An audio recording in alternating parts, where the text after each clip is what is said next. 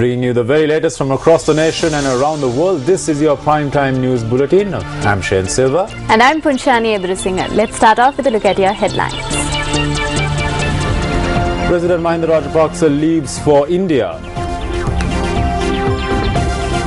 S.N. Chandrasena resigns from his ministerial post. The convener of the Inter-University Students' Union arrested. And university lecturers reject Labour Minister's proposal of voluntary arbitration.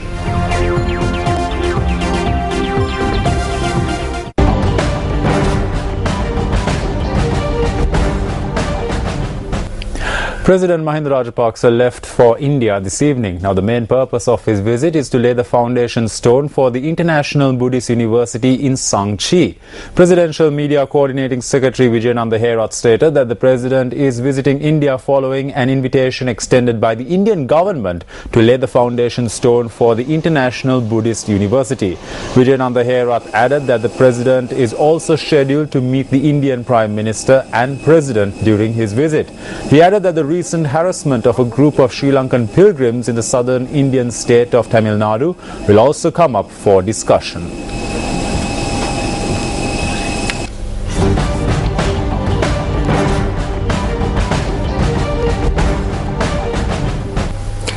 Many views are being expressed on the decision taken by the leader of the SLMC to join hands with the government to form an administration in the eastern province. Here are some of the views expressed by several politicians. අන්දානයට විරුද්ධ ආණ්ඩුවට ඡන්ද නැති නිසා උපක්‍රමයක් කරා. As many voters were opposed to the government, the SLMC came up with a strategy to show the people that it was against the government. I said it before as well, that the SLMC would never separate from this government. The SLMC leader had a deal with the president that after the election they will reunite.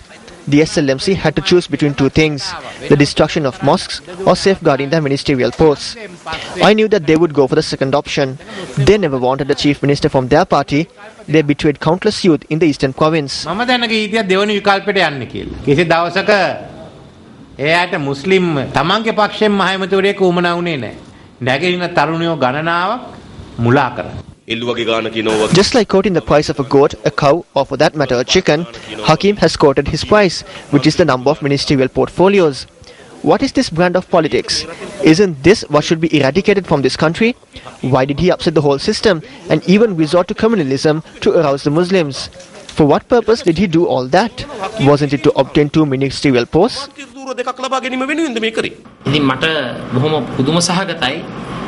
Muslim Congress ක්‍රියාත්මක කරපු මැතිවරණ ව්‍යාපාරය I am really amazed by the SLMC's election campaign. They based their campaign against the government but held on to their ministerial posts and perks. They lied to the people and carried out a bogus campaign. Just after the election, all the party henchmen ran back to the government. This is a supreme example of political prostitution. මේක දේශපාලන ගණිකා වෘත්තියේ සුපිරිම උදාහරණයක්. Time now for the newspaper cartoon of the day.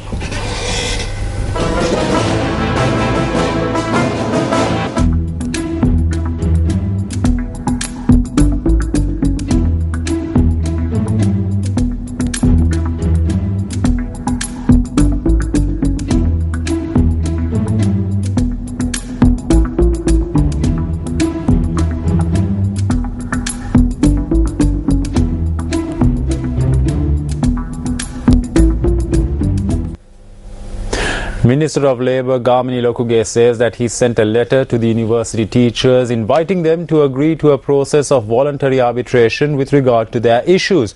However, the Federation of University Teachers Association insists that they are not willing to engage in any such voluntary arbitration.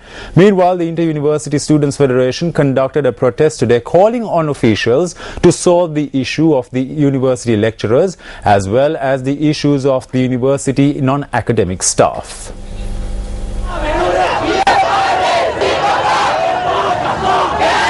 The protest was held opposite the Fort railway station.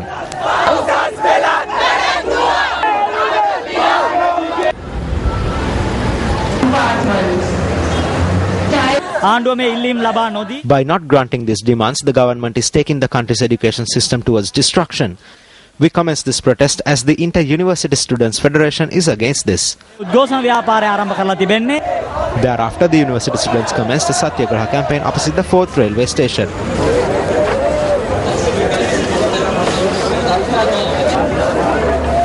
According to police headquarters, the magistrates court, based on the request by the police to issue an order to prevent inconvenience to the public, had issued notice on Sanjeeva Bandara and Venerable Kimblayala Chandraloka, who are members of the Inter-University Students Federation. According to the court order, the Satyagraha should be held in an empty space opposite the railway station. Police headquarters also noted that the court order had specified that the protest should not spill over to the roads and hamper traffic.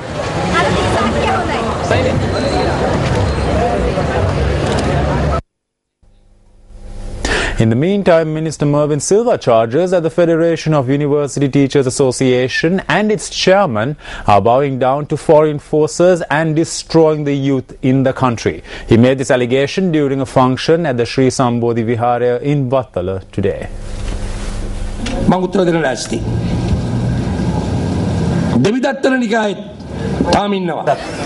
I am prepared to provide answers. There are still people similar to Devadatta who are out to destroy the Sasana. I will not allow this to take place. As the Minister of Public Affairs, I don't mind if anyone gets mad at me. Many people are afraid of the media and they are afraid to speak their mind. Then there are people like Dr. Nirmal Devasiri and other professors. They are living on dollars, pounds and euros. They have bowed their heads to foreign forces and are destroying the youth. Get onto the streets with me to protest against these doctors and professors who are destroying the youth.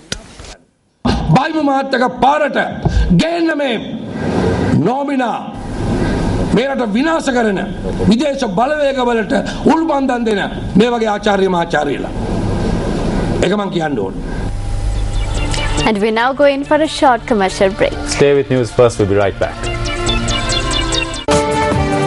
Where fire tornado is caught on camera in Australia. Details coming up on Around the World in 99 seconds.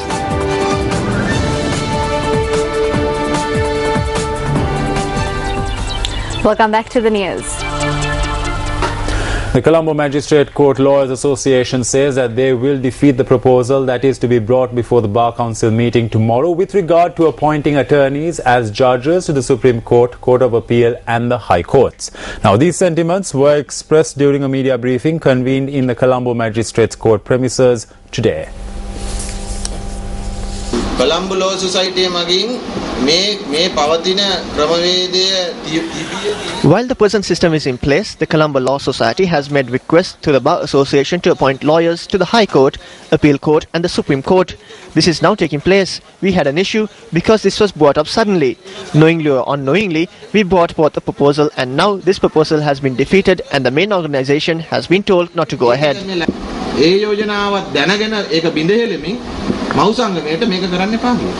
මහාධිකරණ විසඳු තෝරන්නේ එක්තරා ආකාරයකට පරිපෙලක් වගේ ඇවිල්ලා. A High Court judge is chosen according to a certain procedure which is like a staircase. Magistrates are chosen through exams and they are posted to various areas. As they gain more experience, they come up the ranks. It is after that that they head towards the High Courts. If someone is brought in from outside, then it will disturb the system. උසස්වීම් සියල්ලම එක්තරා විදිහට අඩපණ වෙලා ඒ අය මානසික වැටෙන තත්ත්වයක් ඇති වෙන්න පුළුවන්. In the meantime, convening a media briefing today, the Colombo High Court Lawyers Association stated that the decision is a timely one. It is indeed a good thing to appoint working lawyers to these positions. This opportunity is given to those who have served as judges for a long time and those attached to the Attorney General's department. We see this as a good opportunity for the private working lawyers and independent lawyers.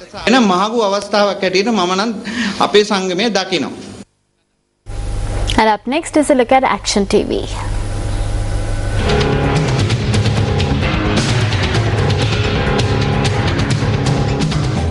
The Minister of Education participated in a function held at the Poddala Meepawal Amarasuriya Vidyalaya today.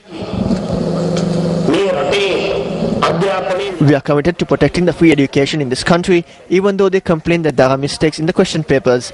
Neither the Minister of Education nor the Examinations Commissioner makes the question papers. They are made by the doctors and the professors in the universities. We never said they should be held responsible for this. We said these are made by humans, so minor errors may take place.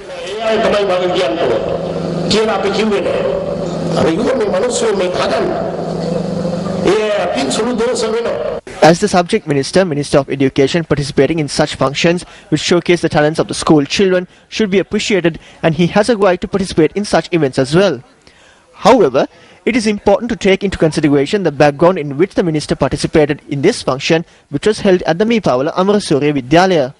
The name of the Meepawala Amarasurya Vidyalaya is also included in the Gazette notification issued in 2010 in order to appoint principals in accordance with the proper procedure to 68 schools, which directly comes under the purview of the Ministry of Education. If there was a principal in the school at the time who was appointed in accordance with the proper procedure, the Gazette notification which was issued would not have included its name. It was by the Ministry of Education itself that the interviews were conducted for the applicants in accordance with the Gazette notification. After the suitable candidates were directed to the Public Service Commission following the interviews, the Commission appointed suitable principals to 61 out of the 68 schools. That was the objective which was expected by the Ministry of Education. However, this individual who is currently covering the duties of the principal at the Meepawala Amarasurya Vidyalaya is one individual who is acting against this objective of the ministry. It is the responsibility of the Ministry of Education to take disciplinary action against this individual for not handing over the duties to the suitable individual who was selected in accordance with the proper procedure.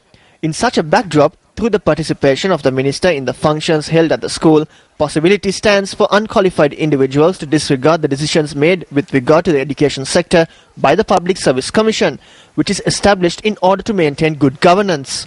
The Public Service Commission is appointed by the Constitutional Council. The Constitutional Council represents the power of the Parliament to some extent. Incidentally, the minister is also a representative of the Parliament.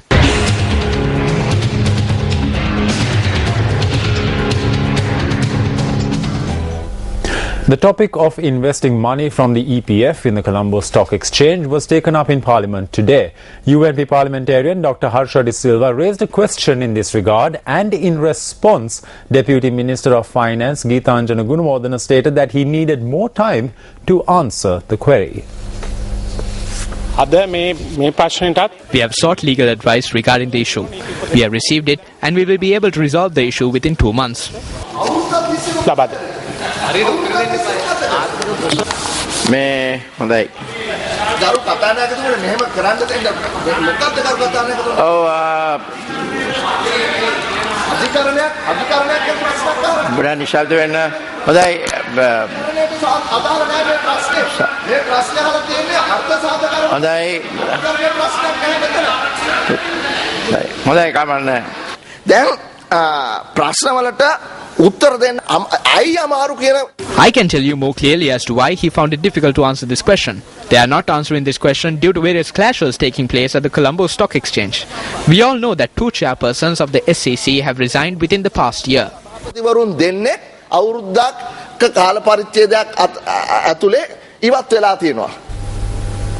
Deputy Leader of the United National Party, Sajid Premadasa, says that the party's disciplinary committee has decided to initiate a disciplinary inquiry against Mathura District Parliamentarian Buddhika Pathurana once again.